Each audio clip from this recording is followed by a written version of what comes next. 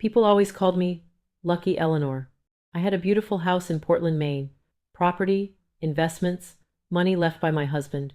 But no one ever asked, is Eleanor happy? Because they thought happiness was about money. They were wrong. I was 67 years old, and my heart was breaking a little more every day. My children only called me on the phone when they needed money. My grandchildren couldn't even pronounce my name correctly. If this story touched your heart, click subscribe and let me know in the comments which city or country you're listening from. I'm genuinely curious to know where you're watching from. I'm grateful to everyone who comments. My name is Eleanor Whitmore. I was married to my dear Robert for 42 years. He was an architect. I was an elementary school teacher. Together we raised two children, Rebecca and Michael.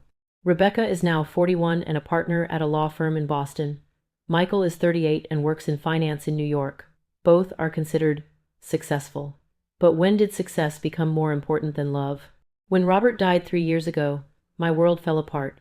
Heart attack. Sudden, cruel, unexpected. At his funeral, I saw Rebecca 4 times. 4 times. At her own father's funeral. She was constantly on her phone. An important case, she said. Michael didn't come at all. An international meeting? He texted. Something changed inside me after that day. Maybe nothing changed, my eyes were just opened. For the first 6 months, my children called me once a week. How are you, Mom? They would ask, but they would continue talking without listening to the answer. You know, Rebecca's new case, or Michael's new car. For the next 6 months, the calls dropped to once every 2 weeks. A year later, they only called to ask questions about the inheritance. Mom, is Dad's retirement account still in your name? Mom, how much is the house in Portland worth now? Mom, are you sure you updated your will? Think about it. People love you because of the wealth you own. Have you ever experienced this? It was last November. Thanksgiving. I invited Rebecca and her family to my house in Portland. Full American tradition. Turkey, pumpkin pie, family conversation. I started preparing a week in advance. I made Robert's favorite recipes. I set the table carefully. Rebecca was supposed to arrive at 3 p.m. She arrived at 5 p.m. Her husband Brad immediately sat down on the corner sofa and turned on the TV. My 2 grandchildren, Chloe and Nathan, didn't look up from their phones. Rebecca walked into the kitchen, glanced around and said, Mom, what are you going to do with this house? Isn't it too big for one person? My heart sank. This is my home, Rebecca, your father and I. Yes, yes, she interrupted. But Mom, you're getting older. One day you'll fall, and no one will be there to help you. Maybe you should move into a nursing home. And if we sold this house with the money, use the money for what? I asked. My voice was trembling. Well, Chloe has college expenses. Nathan, too. At that moment, I understood. My home, my memories, my heart to her, it was all just a financial asset. When we sat down for dinner, Brad was watching the news. The kids were still busy on their phones. Rebecca kept checking her watch. We may have to leave early, she said. Traffic on the way back to Boston. Do you remember this turkey recipe I made for Robert 7 years ago? I asked. Said Rebecca, looking at her phone. Once, your father. Mom, I'm sorry, but this email is urgent. I sat at the table, alone. Surrounded by my family, I was alone. Have you ever experienced this? You're sitting at the table, but it's like no one is watching you. It's so painful. Late at night, after everyone was in bed, I heard noises coming from Rebecca's bag, a phone call from the guest room. I didn't want to listen, but I couldn't help myself. I don't know, Brad, how much longer are we going to wait? She's old. If we sell the house, it'll be at least 1.2 million. Retirement accounts, investments, at least 3 million. Silence. No. Of course we'll wait for it to happen naturally, but if we put him in a nursing home, maybe the process will speed up. He won't be happy there. The stress, you know. The floorboards creaked beneath my feet. Rebecca fell silent. I returned to my room. I didn't sleep at all that night. The next morning, Rebecca and her family left early. Thank you so much, Mom. Everything was wonderful, she said, blowing a kiss. But her eyes were cold, calculating eyes. A week later, Michael called. For the first time in 3 months. Mom, I talked to Rebecca. She might be right. The house in Portland is too big for you. Maybe somewhere in Florida. Sunny, small. I don't want to move, Michael. Mom, be reasonable. You're getting older. We worry about you. Worried or impatient for the inheritance? I thought, but didn't say it out loud. Also, Michael continued, have you thought about updating your will? I mean, tax advantages and such. You should talk to a lawyer. Why, Michael? Why now? Just, so there won't be any problems later. For Rebecca and me. That's when I understood. My children don't love me. They love my inheritance. So, what would you do? Give up? Or would you do something to find out the truth? It was December. It was snowing in Portland. I visited Robert's grave. The stone was cold beneath my hand. Robert, I said quietly, we thought our children loved us. We were wrong. The wind blew the leaves about, and I want to do something now. I want to change something. Or at least, I want to see the truth. That evening, I called my old friend Margaret. Margaret was a retired lawyer. We had known each other for 40 years. She had also been Robert's lawyer. Eleanor? She said, surprised. Is everything okay? Margaret, there's something I need to talk to you about, but you mustn't tell anyone. The next day, I went to Margaret's office. The snow was falling harder, but I didn't care. I had a fire inside me. Margaret, I said, I have a plan in mind. It's a crazy plan, but I need to find out the truth. Margaret adjusted her glasses. I'm listening. I'm going to fake my death. Margaret nearly spilled her coffee. Eleanor, what? A fake death. A funeral. The reading of the will. And I'll watch. I'll watch and see who my children really are. Eleanor, this. Crazy? I know. But there's no other way to find out, Margaret. They're polite on the phone. They smile at me. But I need to see the truth. Do they love me or my money? Margaret was silent for a long time. Then she took a deep breath. All right, she said, but you'll need help to do this, and I'll be with you. Do you know how I felt at that moment? Was I scared? Yes. Was I determined? Absolutely. Because knowing the truth was now more important than the pain. Margaret had a friend, Dr. Harrison, a retired doctor. Margaret explained the situation to him. Dr. Harrison objected at first, but eventually agreed. On one condition, he said, no one should really get hurt, especially you, Eleanor. The plan was simple but detailed. 1. I would have a heart attack at home. 2. Dr. Harrison would issue a death certificate, fake but convincing. 3. A funeral would be held. 4. I would be secretly present at the reading of the will. 5. And then, I would see the truth. We took action in mid-January. It was bitterly cold. Maine winters were brutal. I simulated falling at home and called my neighbor Sandra, screaming. Sandra called an ambulance. Doctor, Harrison was waiting at the hospital. I'm sorry, he told Sandra. Her heart gave out. Eleanor Whitmore passed away.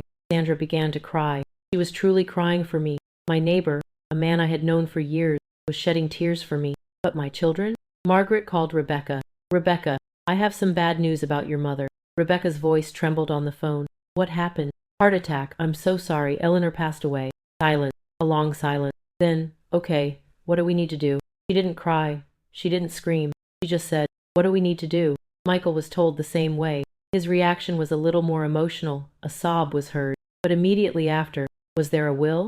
Was she prepared? How would you feel if your children's first question was, what's the status of the inheritance? Instead of, what happened? That's how it began. My fake death. My real test. And now, the hardest part was about to begin. Watching my own funeral. Seeing the real emotions on my own children's faces. What if they were genuinely upset? I thought for a moment. Maybe I was wrong.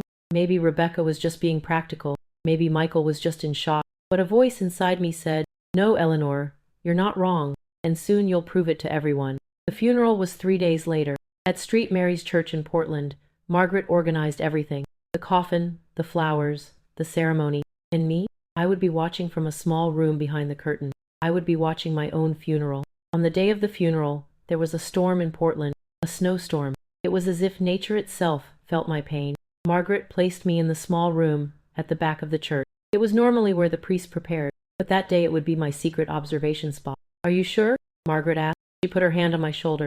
What you'll see might hurt you, Eleanor. I'm already a hurt woman, Margaret, I said. I want to see the truth now, no matter how painful it is. There was a small window in the wall of the room, one-way glass. I could see them, but they couldn't see me, just like the last 3 years of my life. I watched them, but they were unaware of my presence. At 10 o'clock, the first guests began to arrive. Sandra came, her eyes swollen from crying.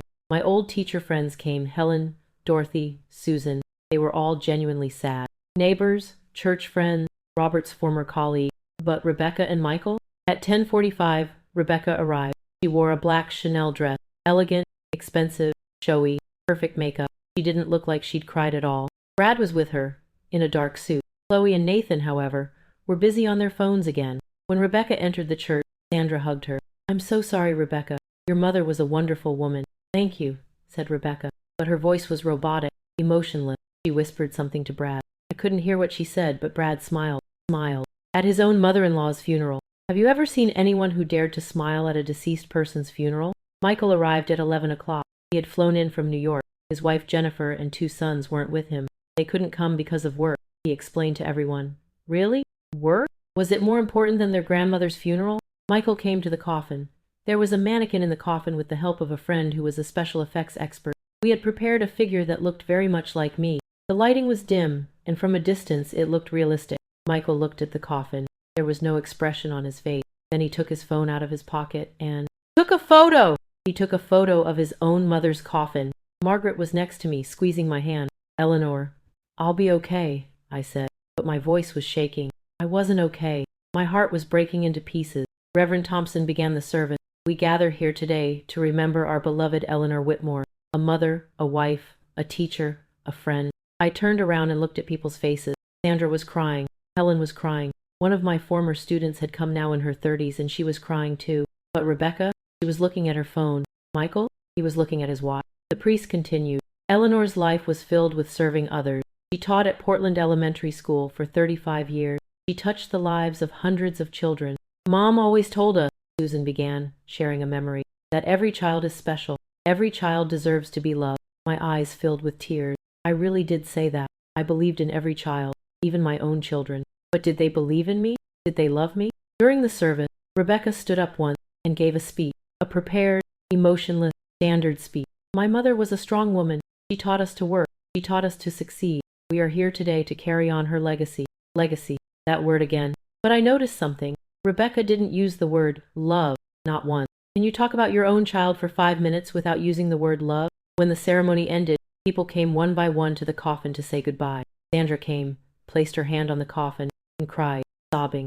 Helen came, left a rose. Dorothy came, said a prayer. Rebecca came, averted her gaze for minutes, then quickly walked away. Michael came, checked his phone, and walked away. The funeral ended, but the real test had yet to begin. There was a small gathering in the church after the funeral. Sandwiches, tea, coffee. People were sharing their memories. I was still in my secret room, but Margaret had set up a small wireless microphone system for me. I could hear Rebecca and Michael talking. The 2 siblings met in the back corner of the church. There was no one around them. At that moment, they were within range of the microphone. "Finally," said Michael. "You know, it happened sooner than we expected." "Yes," said Rebecca. "But now things will get complicated. The will, the court, the taxes." "What did Margaret say?" "We're meeting at her office tomorrow. The reading of the will. I hope Mom did something smart. Like I hope she didn't give all her money away to stupid charities. Or that damn church." Michael laughed. "Lord, Rebecca, our mother just died. Can't you show a little respect?" "Michael, come on now. You were waiting just as much as I was. The house in Portland, the investments, the bank account. We're talking at least $3 million. There are Chloe's Harvard expenses, Nathan's too. You have debt." "Yes, but what?" "Michael, our mother was a good woman, but she was old. It was dangerous for her to live alone in that house anymore. Maybe this was for the best." "For the best?" "Rebecca, the woman is dead, and we survived, and life goes on. And now we're waiting for the will to be read." Do you know what I felt at that moment? My heart stopped. Really? It was as if that fake death had become real at that moment. Margaret was standing next to me, her eyes teary. "Eleanor, enough. Enough now. You saw it. You know now." "No," I said firmly. "I'm not done yet, Margaret. Tomorrow is the reading of the will, and there, I'll teach them a real lesson." I stayed at Margaret's house that night. I couldn't sleep. Rebecca and Michael's words kept running through my head. It was for the best. It happened sooner than we expected. I hope she didn't donate her money to some silly cause. I got up at 5 inches the morning. I woke Margaret up. "I want to change my will." Margaret was surprised. "What?" "In my original will, I left everything to Rebecca and Michael, equal shares. But now I want a different will."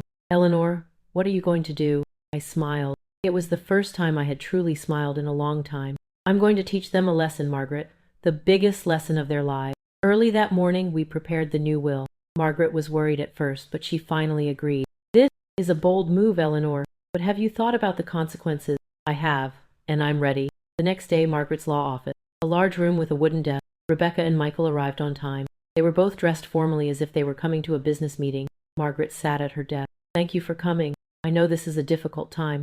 Margaret, please, said Rebecca. We're all adults. Can you get straight to the point? Margaret shot her a stern look, but she continued. All right, I will read the final will and testament of Eleanor Whitmore. She opened an envelope. Rebecca and Michael leaned forward. I, Eleanor Marie Whitmore, am making this will, in my right mind and sound judgment. After the death of my dear husband Robert, I reviewed my life, and I saw some truth. Rebecca and Michael looked at each other. Margaret continued. First, I bequeath my house in Portland, Maine, to my neighbor Sandra Miller.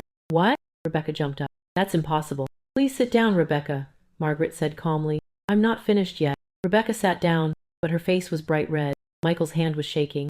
Sandra has been a true friend to me these past 3 years. She became like a mother to me. She did what my children couldn't. She loved me. Rebecca's mouth fell open. Margaret continued. Second, I bequeath all my bank accounts, investments, and securities totaling approximately $2.8 million to the following institutions. Portland Elementary School Scholarship Fund, 40%.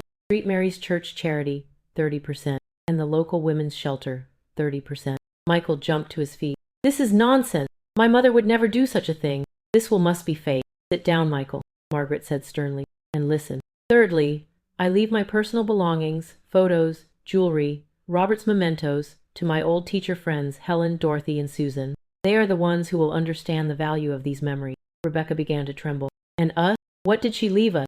Margaret looked at her. There was sadness in her eyes. And to my dear children, Rebecca and Michael. They both held their breath. I am leaving each of them $1, symbolically, because that was the only thing they wanted from me.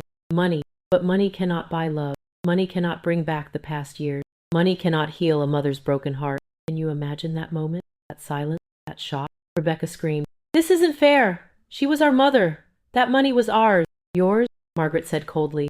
Eleanor gave you life. She raised you. She loved you. But when did you ever love her? Michael's voice trembled as he spoke. We loved her. Really? Margaret pulled another envelope from the table. Eleanor left me something else. For you. She opened the envelope. Inside was a letter, handwritten.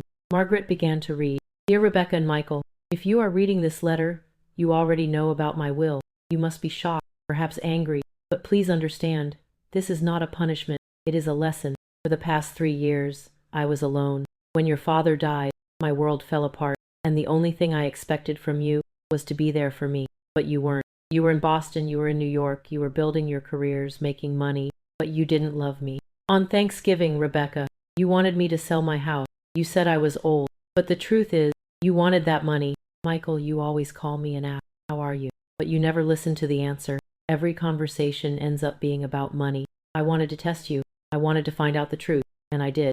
Now, you have 2 options. 1. You can contest this will. Your chances of winning are very low. Margaret is the best lawyer, and I was of sound mind when I made this will. But you can try, and in the process, everyone will learn the truth. You were only here for the money. 2. Or you can accept it. You can admit your mistake, and maybe, just maybe, you can change your life. I still love you. I will always love you, because I am your mother. But love is not one-sided. Love is mutual. And maybe, just maybe, thanks to this lesson, you will treat your own children differently. You will see them as human beings, not as money machines. Your mother, Eleanor. The room was completely silent. Rebecca was crying. For the first time, she was truly crying. Michael brought his hand to his face. His shoulders were shaking. But now the question is, are these tears real, or are they just for the money lost? Margaret stood up. There's one more thing, she said. Rebecca wiped her nose. What else could there be? Margaret turned toward the door. Eleanor, please come in. The door opened, and I walked in, alive, breathing, walking. Rebecca's eyes widened. Her mouth fell open. She almost fell off the chair. Michael froze. He was completely frozen, like he'd seen a ghost. Mom? Rebecca whispered. But you died. No, I said calmly. I pretended to die, because I needed to learn the truth. What truth? Michael asked, his voice still trembling. I walked towards them, slowly, feeling every step. Whether you love me or not, or if you only loved my money. Rebecca started crying. Mom, we. What, Rebecca? You love me? Really? Yes, of course. Then why, Rebecca? Why did you only come at Christmas and Thanksgiving for 3 years? Why did you talk about work on every phone call? Why, on Thanksgiving, while I was cooking for you, did you plan to sell my house with Brad? Rebecca's face turned white. You heard? Yes, I heard. I heard everything. Michael stood up. Mom, please. I. We made a mistake. I admit it. But. But what, Michael? You came alone to my funeral. Where's your wife? Where are your kids? Work, they said. But the truth is, they didn't care about you. Just like you didn't care about me. The room was completely silent. I continued. At the funeral, Michael, you took a picture of my coffin. You took a picture. Why?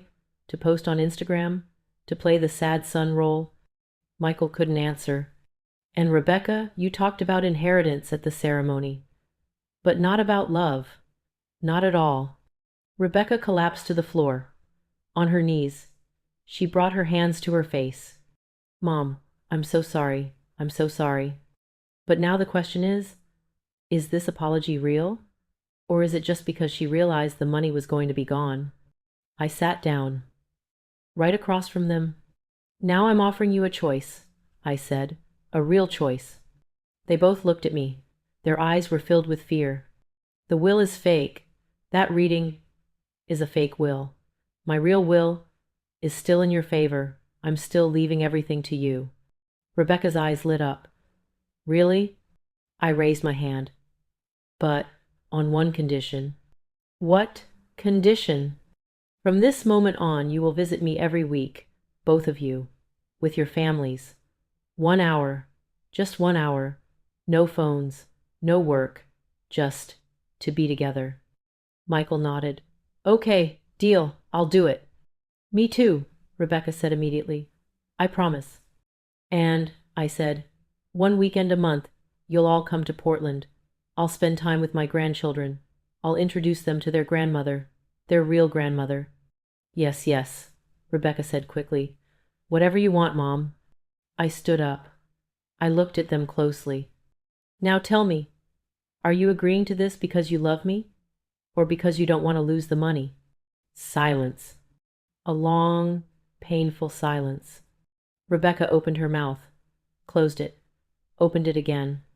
I don't know, she said honestly. Her eyes were teary. God, I don't know, Mom, and that scares me, because I thought I loved you. But maybe you're right. Maybe I just loved you out of habit, or superficially, but truly, deeply. I don't know. This was the moment. This was the moment I had been waiting for. Honesty. Real honesty. Michael spoke too. I don't know either, Mom.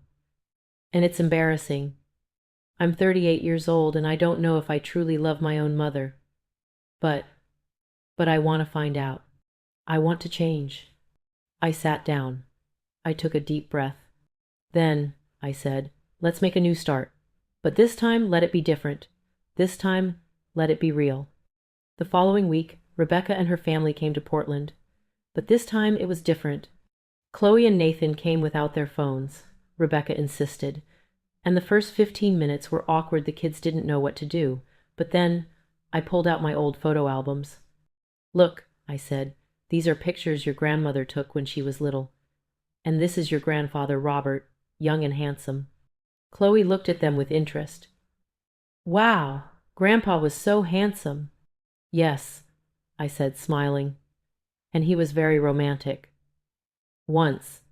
And I began to tell stories. Memories. The past. And they listened. They really listened. Nathan asked, Grandma, how did you and Grandpa meet? And I told them. A long story. A beautiful story. And for the first time my grandchildren truly connected with me.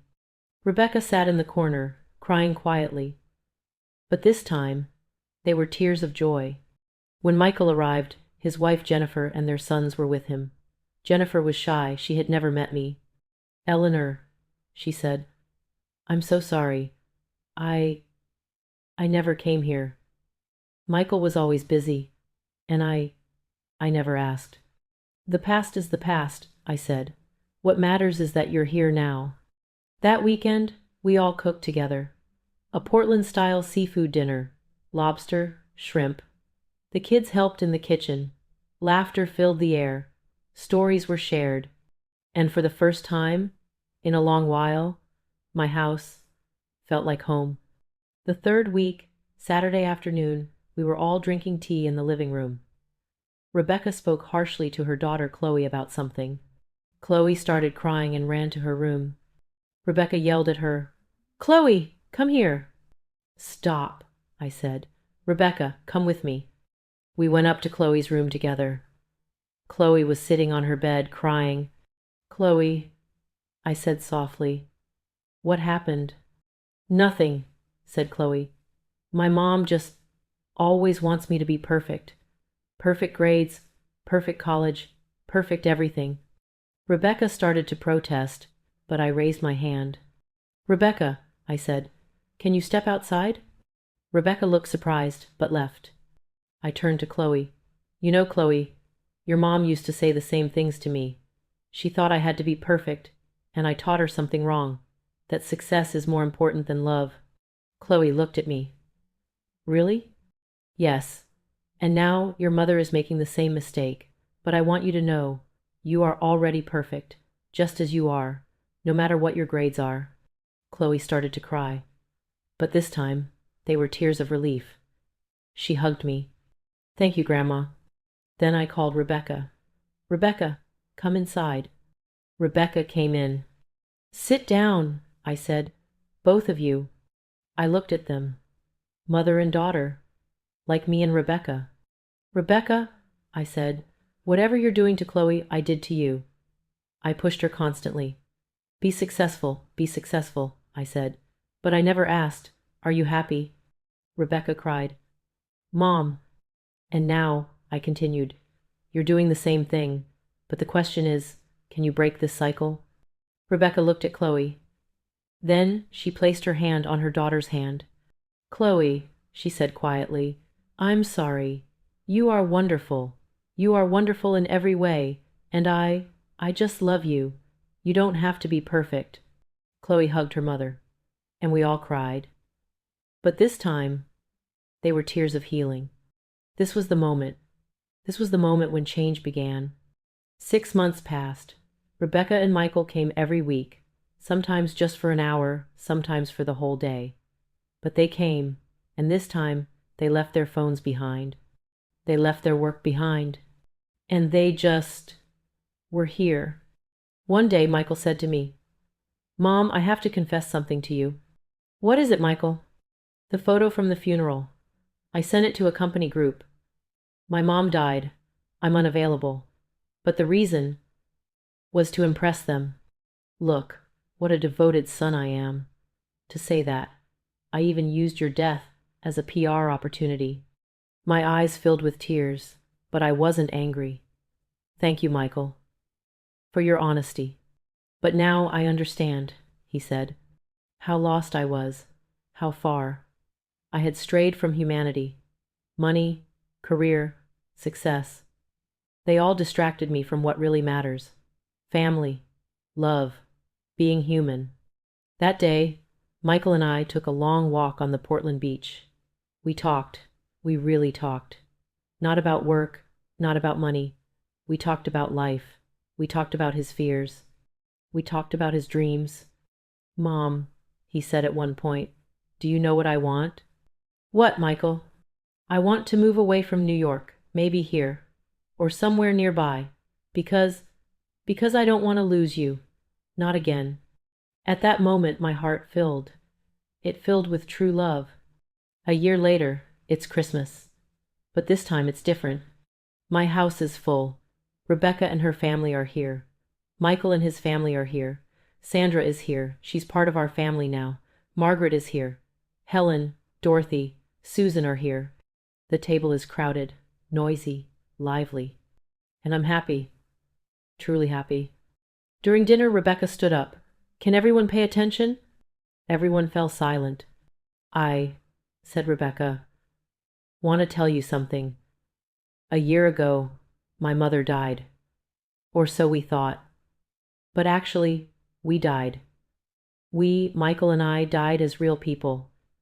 We became just money machines. We became just success robots. Michael nodded. Rebecca continued. But my mother gave us a gift. A painful gift, but the most precious gift. She showed us the truth, and she gave us a second chance. Her eyes were teary. Mom, she said, looking at me, I'm sorry for the years we lost, for the moments we lost, but I'm thankful. Because now we can make the rest of our years right. I stood up. I hugged Rebecca. I love you too, I said. I always have. I always will. Michael came over. We all hugged. A long, warm embrace. And then something happened. Chloe stood up. I want to say something too, said the young girl. I didn't really know my grandmother, but now I do. And she's my hero. Because she was brave. She told the truth. She chose love. Nathan stood up too. And she taught me something. There are things more important than a phone screen. There's real life. Do you know what I felt in that moment? I won. I really won. I didn't win money. I didn't win property. But I won the most valuable thing. My family. After dinner, Margaret pulled me aside. Eleanor, she said, do you want to tell them the truth about the will? I thought about it. I thought about it for a long time. No, I said finally. They don't need to know, because it's not the will that matters. What matters is now, that we're here now, that we're together. Margaret smiled. A wise decision. But then Rebecca came over. Mom, I need to ask you something. Yes, Rebecca? That will, that fake will, was it real? I mean, were you really going to leave everything to Sandra and the charities? I looked at her honestly. Rebecca, if you had asked me that question a year ago, my answer would have been yes, because a year ago you weren't my children. You were just my heirs. Rebecca bowed her head. But now, I continued, now everything has changed. Now you really are my children. And yes, I will leave everything to you. But not just the money. I will leave you my love. I will leave you my memories. I will leave you my life lessons. Rebecca cried. Thank you, Mom. But you know what? I don't want the money. I mean, yes, it helps. But that's not why I'm here anymore. I'm here to be with you. And in that moment I understood. The test was over, and they had passed. 2 years later, that is. Today I am 69 years old. I am healthy. I am happy. I have a full life. Rebecca retired early from her job. Life is too short, she said, and I want to spend those hours with you, not in court. She now lives near Portland. We see each other 3 times a week. Michael left the finance industry. He now works for an NGO, an education program for underprivileged children. My father built lives as an architect, he said. I want to build lives too, but in a different way. Chloe went to Harvard, but not for medicine, for social work.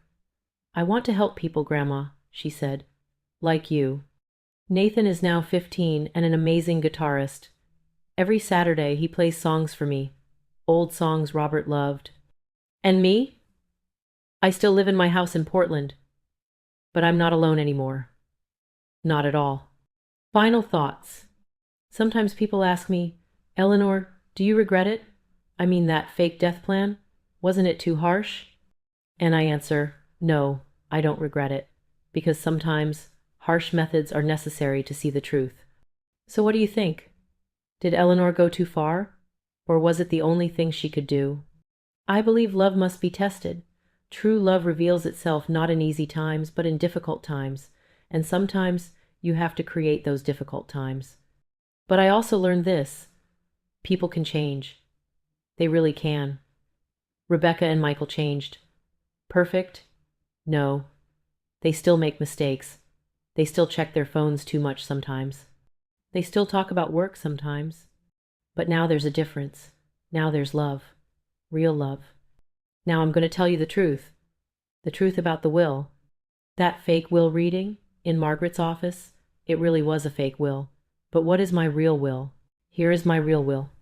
I leave all my possessions equally to Rebecca and Michael, but on one condition. In order to receive this inheritance, they must first fulfill the following conditions. 1. Visit me every week for 1 year. 2. Spend quality time with the grandchildren for 1 year.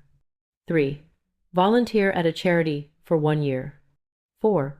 Visit another elderly person, a lonely one, for a year. If they fulfill these conditions, the inheritance is theirs. But if they don't, then the will changes and everything goes to charity. And you know what? I never told them these conditions because it wasn't necessary. They're already doing it. They're doing it wholeheartedly. Rebecca now visits the nursing home every Sunday. She reads books to the people who live there. Michael now mentors young people for free. And both of them visit me every week because they want to, because they love to. That's the real inheritance, not money, love, change, growth. Today, as I tell you this story, I look out the window. It's snowing in Portland. Beautiful, white, clean snow. The doorbell rings. Rebecca. She has hot soup in her hands. I was worried you'd get sick, she says. Michael calls. Mom, are we coming over this weekend? My grandchildren text me. We love you, Grandma. And I am happy. Truly, deeply, completely happy. I look at Robert's photo. Did you see, my love? I whisper. Our children are back. They're really back. And one last question for you. When you go home today, will you hug someone you love? Really? Tightly? For a long time? And will you say to them, I love you, and I'm grateful you're here? Because that's what life is. Simple moments, small gestures, but big love. Eleanor learned that. Rebecca and Michael learned this. Now it's your turn. If this story touched your soul, please share it with your loved ones. Because maybe, just maybe, there's a message here they need to hear too. And write to me in the comments, what's your story? How did you improve your relationship with your family? Or what are you doing to improve it? Everyone's story is different. But we all have one thing in common. We need love. And remember, life is very short. Very, very short. So start today. Start now. Because tomorrow may be too late.